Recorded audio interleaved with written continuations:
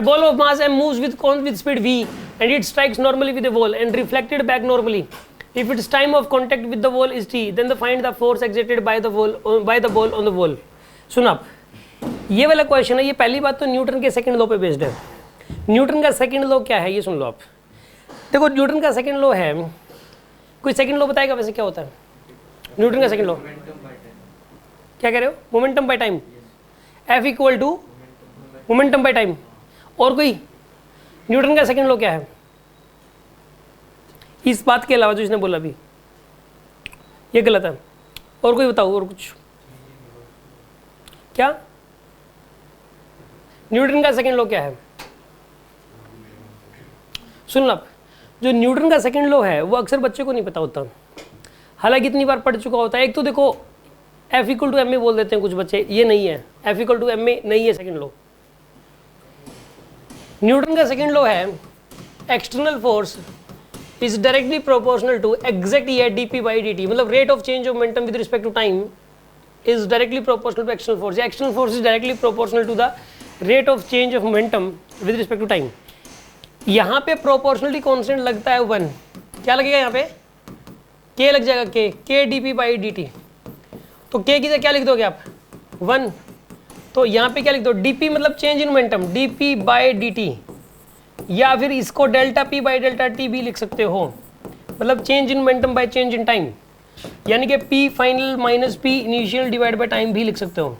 सुनो आप, अगर कुछ बच्चे ये बोलते हैं कि sir external force is equal to delta P by delta T, ये भी गलत है, क्योंकि इक्वल टू बोलना गलत है, डायरेक्टली प्रोपोर्शनल बोलना चाहिए हमेशा. न्यूटन ने इसी फॉर्मेट में दिया था, क्योंकि एक बार ऐसा हुआ था कि एग्जाम में क्वेश्चन आ गया कि F is equals to external force is equals to change in momentum by time. This is the Newton second law. ये सही है कि गलत है ये बताना था, ठीक है ना? ये सही है कि गलत है? कि F इक्वल टू लिख दिया, इक्वल टू नहीं, ये गलत है. Actual F external is directly proportional to dp by dt. This is the second law. और यहाँ पर इसी से डायरेक्टली प्रोपोर्शनल को यहाँ पे प्रोपोर्शनली कांस्टेंट लग गया और फिर उसकी जगह 1 लिख दिया आपने, तो ये आपके पास एक्सटर्नल फोर्स की वैल्यू आ गई. This is the value of external force here. आगे होगी बात समझ में आपको? एक्सटर्नल फोर्स की वैल्यू क्या आ गई यहाँ पे? Delta P by delta T. ठीक है जी, यहां तक ये एक्सटर्नल फोर्स की वैल्यू है. अच्छा एक और चीज, ये जो देखो यहां पर F एक्सटर्नल क्या होता है बताइए? Delta P by delta T. ठीक है ना? तो इसके अंदर आप ऐसा इसको लिख सकते हो P फाइनल माइनस में P इनिशियल बाय में टाइम.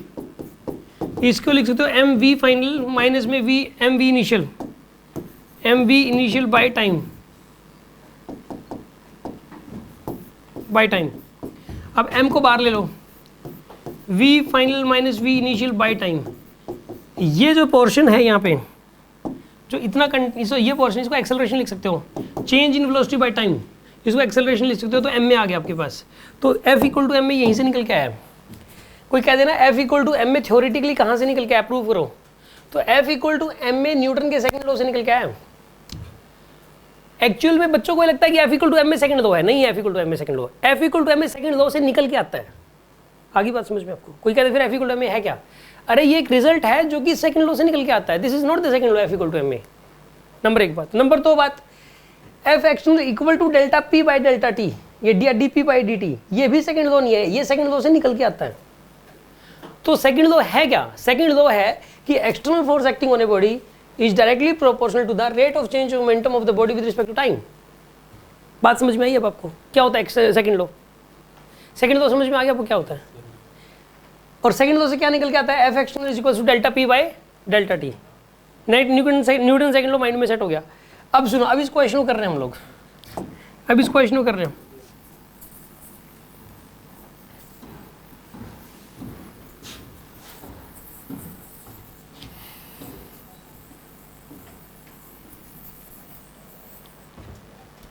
देखो इसने क्या बोला कि दीवार है, एक बॉल है m मास की, वो v की स्पीड से टकराई, ठीक है ना? Reflect back normally, same speed के साथ रिफ्लेक्ट बैक हुई होगी ना,